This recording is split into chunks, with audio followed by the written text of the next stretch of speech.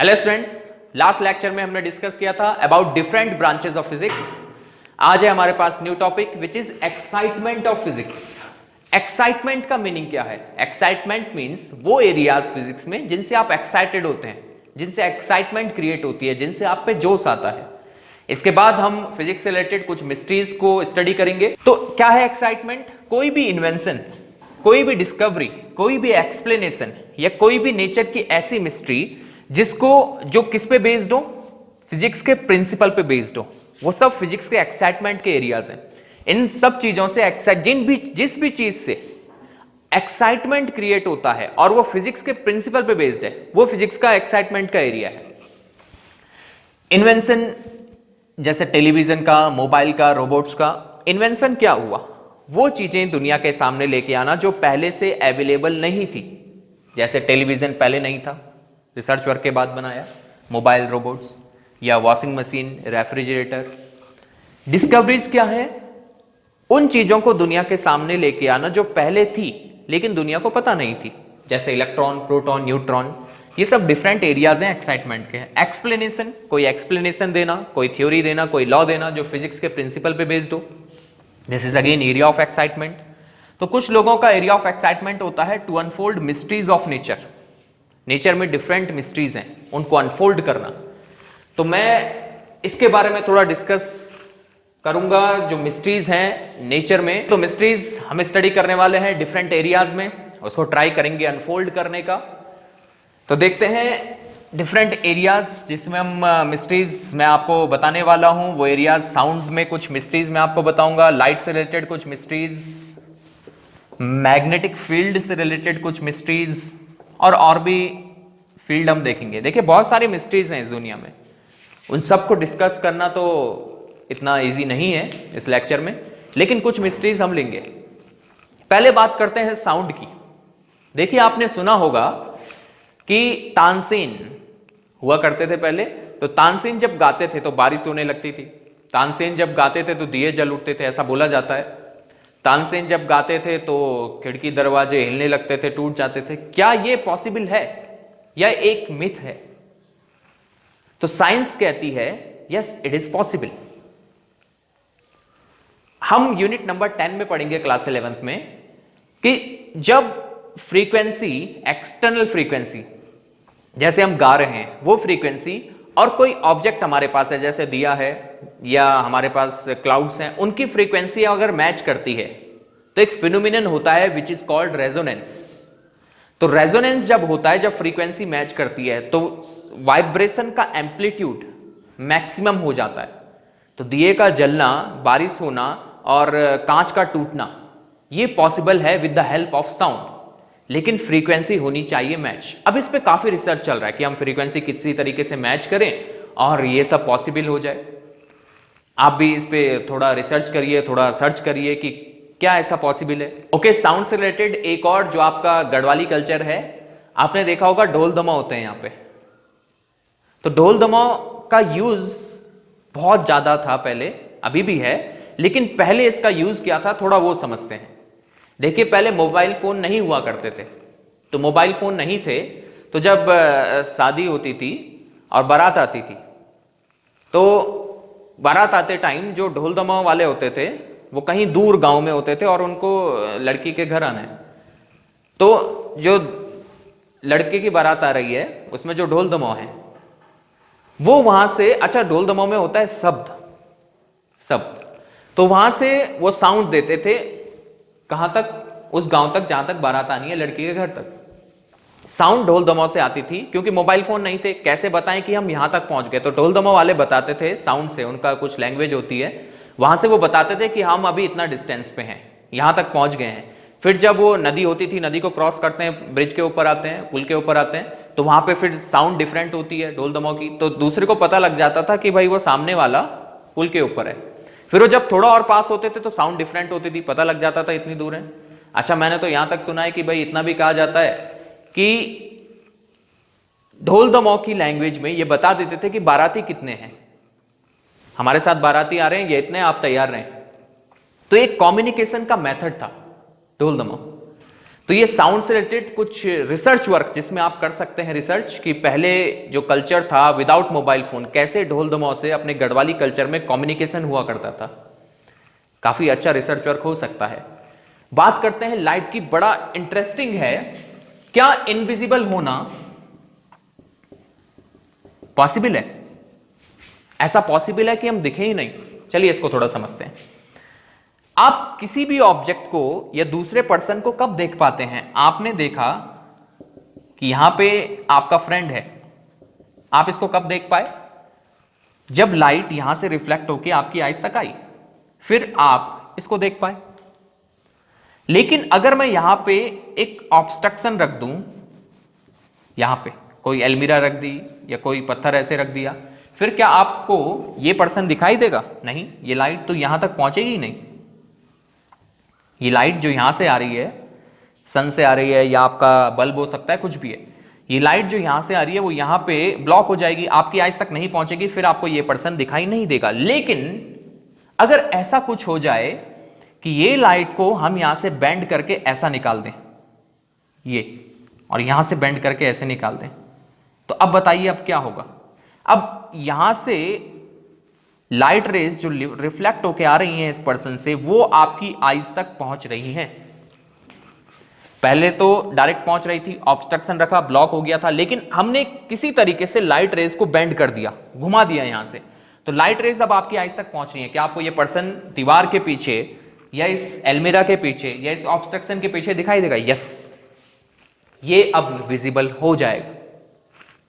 क्या ये पॉसिबल है ऐसा? इस पे भी काफी रिसर्च वर्क चल रहा है कि लाइट रेज को किसी तरीके से बेंड करते हैं और ऑब्स्ट्रक्शन के पीछे हम किसी ऑब्जेक्ट को, किसी पर्सन को देख पाए। तो ये साउंड से, लाइट से रिलेटेड एक अच्छा रिसर्च वर्क हो सकता है। ठीक है, बात करते हैं मैग्नेटिक फील्ड की। देखिए, ये कहा जाता है कि अपने पैर साउथ की तरफ रख के नहीं सोना है। इसके पीछे क्या रीजन हो सकता है? अपने पैर साउथ की तरफ मींस दक्षिण की तरफ नहीं करने हैं, इसके पीछे क्या रीजन है?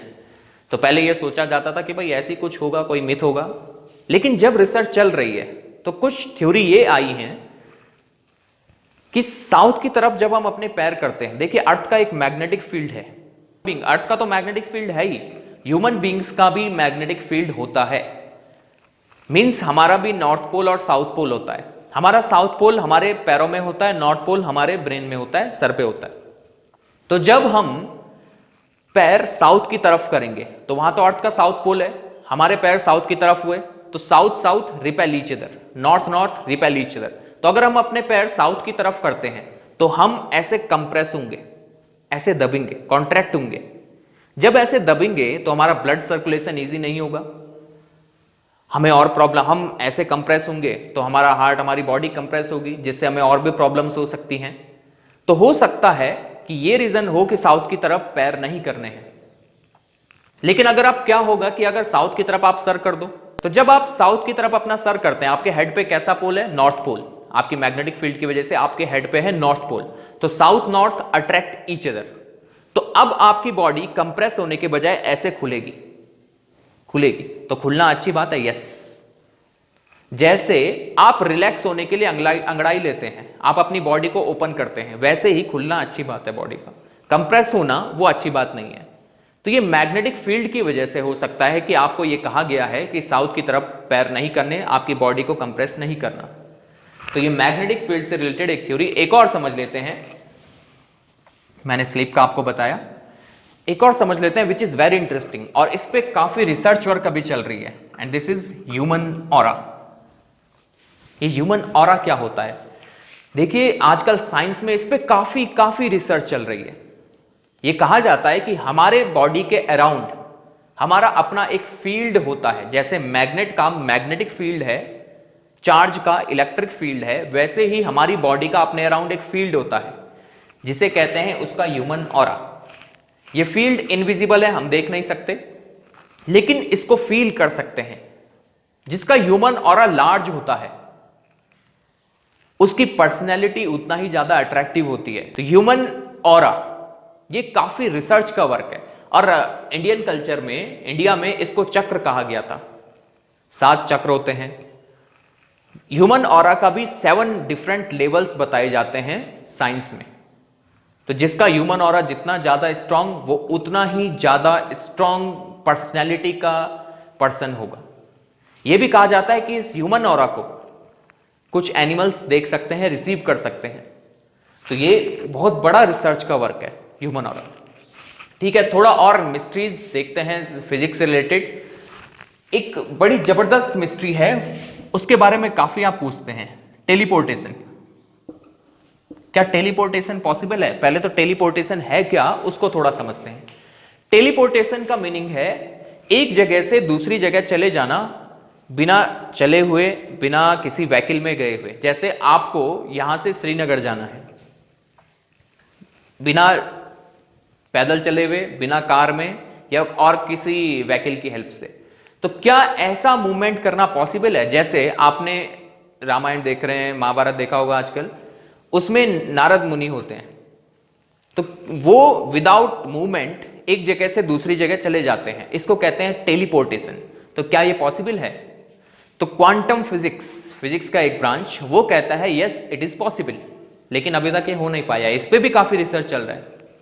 यह भी कहा जाता है कि ऑस्ट्रेलिया में कुछ साइंटिस्ट रहे, उन्होंने फोटोन को टेलीपोर्ट किया लगभग 150 किलोमीटर दूर। तो ये टेलीपोर्टेशन पॉसिबल है। उसके लिए ये टेक्निक दी जाती है कि पहले जो भी मैटर है उसको छोटे छोटे एटम में डिवाइड करना है। किसी ह्यूमन बीइंग को अगर टेलीपोर्ट करना है तो उसके एटम्स को छोटे छोटे पार्टिकल में डिवाइड करना है, फिर उन पार्टिकल को दूसरी जगह लेके जाना है और फिर से उनसे ह्यूमन बीइंग क्रिएट करना है। लेकिन ये इतना इजी भी नहीं है, अभी तक इससे रिलेटेड कोई हमने देखा भी नहीं कि ऐसा हो सकता है। फोटोन का जरूर हुआ है, ऐसा कहा जाता है।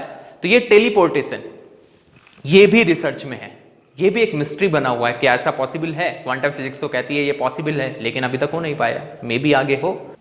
चलिए एक और मिस्ट्री हम देखते हैं, वो है न्यूक्लियर वेपन की। न्यूक्लियर वेपन फर्स्ट टाइम 1944 में बना और 1945 में अमेरिका ने जापान के हिरोशिमा नागासाकी में उसका यूज किया। उसको जब यूज किया गया तो 5-10 किलोमीटर के रेडियस में सब कुछ जल गया था। आजकल पौड़ी का टेम्परेचर है 25 डिग्री सेल्सियस। ये न्यूक्लियर वेपन यूज करने से, एटम बॉम्ब यूज करने से टेम्परेचर पहुंच गया था 5-10 किलोमीटर में 5000 डिग्री सेल्सियस। तो सोचिए लिविंग ऑर्गेनिजम्स का क्या हुआ होगा। 5-10 किलोमीटर तक तो सब कुछ जल गया था, लेकिन 50-60 किलोमीटर तक जहां तक रेडिएशन पहुंचा, लोगों के बाल निकल रहे थे, नाखून निकल रहे थे, स्किन प्रॉब्लम हो रही थी, आईज प्रॉब्लम हो रही थी। यह कहा जाता है कि यह न्यूक्लियर वेपन 1944 से पहले, बहुत पहले पाकिस्तान के मोहनजोदाड़ो में यूज किया गया होगा। वहां कुछ ऐसी एक्टिविटीज मिलती हैं कि लगता है यह न्यूक्लियर वेपन यूज किया गया है। पाकिस्तान जो पहले इंडिया का पार्ट था,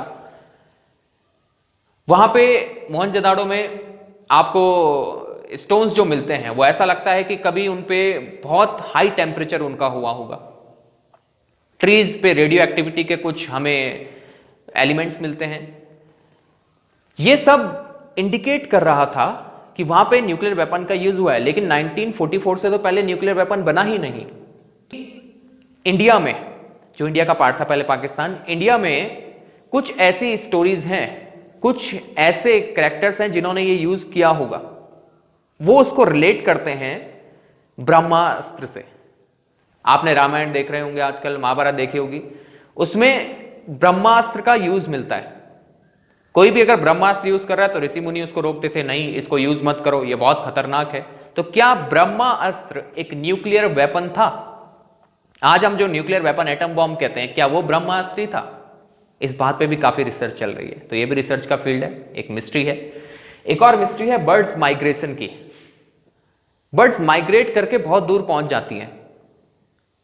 वो बर्ड्स माइग्रेट कैसे करती हैं? तो ये कहा जाता है बर्ड्स मैग्नेटिक फील्ड को रिसीव कर सकती हैं। अर्थ का अपना मैग्नेटिक फील्ड होता है, वो उस मैग्नेटिक फील्ड को पहचान सकती हैं और एक जगह से दूसरी जगह पहुंच जाती हैं बहुत दूर।